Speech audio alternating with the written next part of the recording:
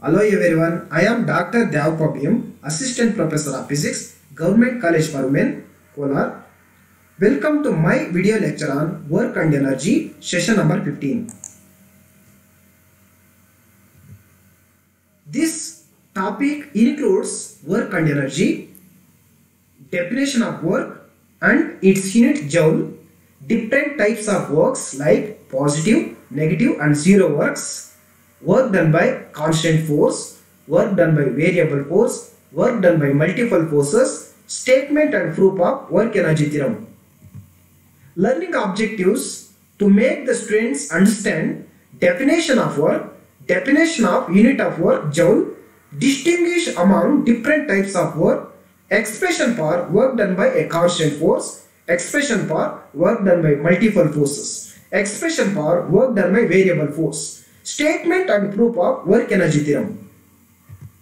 Learning outcomes. Students are able to define work and joule, classify work based on the sign of the work, derive expression for work done by constant force and variable force and multiple forces.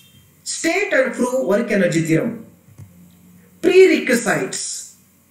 Concept of work and joule, concept of force, concept of displacement, concept of energy, relation between work, force and displacement, relation between force and energy. Work. Work is defined like this: the product of the force exerted on the object and the displacement of the object along the direction of the force is called work. Suppose force F acting at an angle theta with x direction makes the displacement of the block through displacement S. The horizontal component of force is F cos theta, vertical component of force is F sin theta. Therefore, work is equal to dot product of vector F and vector S. Now this is equal to vector F is, you have to consider horizontal component of force F cos theta, magnitude of vector S is S. Now this is equal to Fs cos theta. SI unit of work is joule. 1 joule is defined like this: work is said to be 1 joule when a force of 1 Newton moves a body through a distance of 1 meter along the direction of application of force. Positive work when the component of the force is in the same direction as the displacement. So like this, theta is always less than 90 degree. Work is positive. Theta is less than 90 degree. Then cos theta is always positive. Therefore, work done is positive. Example: a freely falling body under gravity.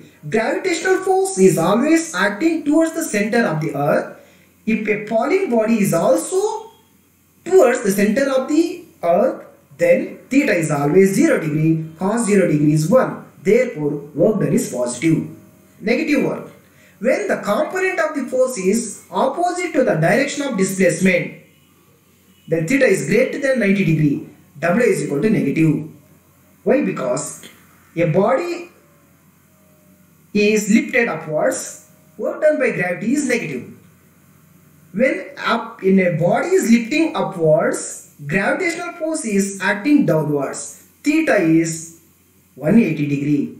Therefore, cos 180 degree is negative and then work done is negative. This is a case where theta is greater than 90 degree. Work done by force is negative. 0 work. If the force is at right angles to the displacement, theta is 90 degree. W is equal to Fs cos 90 degree.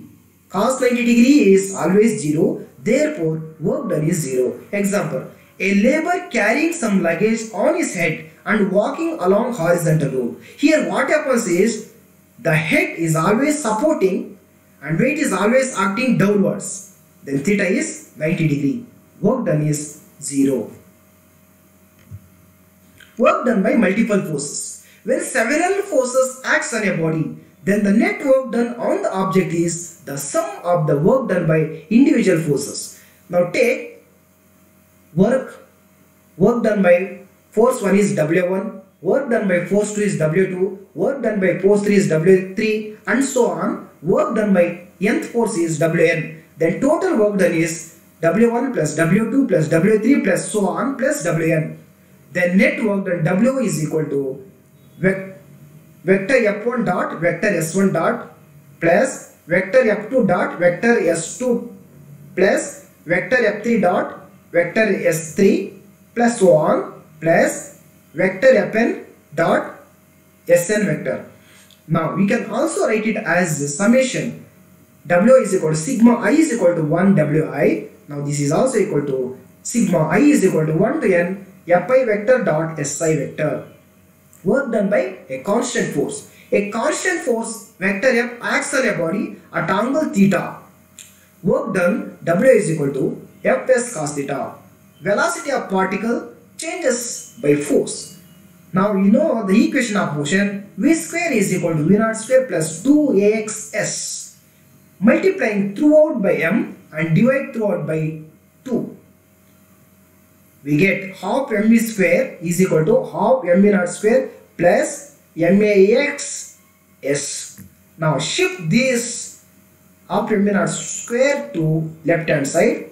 Half mv square minus half mv naught square is equal to max s. Now left hand side terms is the difference in kinetic energy, that is final kinetic energy minus initial kinetic energy. This is equal to max is force into displacement is work done. So therefore work done is equal to change in kinetic energy.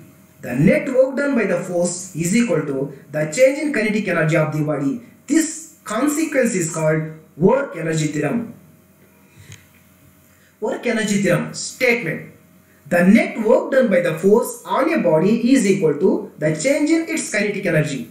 If the applied force increases the velocity from V0 to V, work done is W is equal to integral of F dot ds. Now you can also change force as F is equal to ma. Now this is equal to m into acceleration is rate of change of velocity, so dv by dt. Now this is equal to m.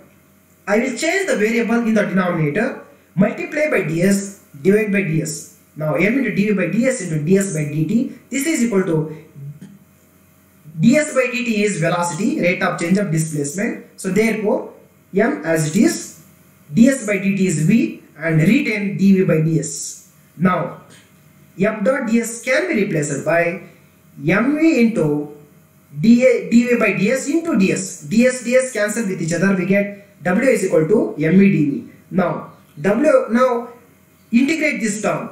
W is equal to integral of mv is half mv square. Substitute the limits, initial velocity v0 to final velocity v. Now this is equal to w is equal to half mv square minus half mv0 square. This is change in kinetic energy. Therefore work done is equal to final kinetic energy minus initial kinetic energy, which is equal to change in kinetic energy. Work done by a variable force. A force whose magnitude and direction change continuously is known as a variable force. Suppose force F is taken along y direction and displacement is taken along x direction. Consider a variable force acting on an object that moves along x-axis. It is assumed that the force remains constant over small displacement delta S1, delta S2, delta S3 and so on. Now this can be graphically represented like this. Now the object is displacing in this direction, which is along a curve from capital A to capital B. Now we can consider this entire region and divide the area under this curve into small rectangular elements. Now we assume that force is constant in the very small region. So this is delta S1, this is delta S2, delta S3, delta S4 and so on. The path length AB is divided into a large number of very small displacements. Total work done W is equal to delta W1 plus delta W2 plus delta W3 plus and so on plus delta Wn. Now W is equal to this delta W1 can be written as F1 cos theta 1 delta S1 plus delta W2 can be written as F2 cos theta 2 delta S2 plus delta W3 can be written as F3 cos theta 3 delta S3 plus so on. Delta Wn can be written as Fn cos theta n into delta Sn. Now total work done W is equal to sigma I is equal to 1 to n Fi cos theta I delta I psi. This can also be written as Fs cos theta, which is area of AABB, area under the curve AB, which is equal to AABB. Work done by the forces, work done by a variable force, which is equal to area under the curve. Summary.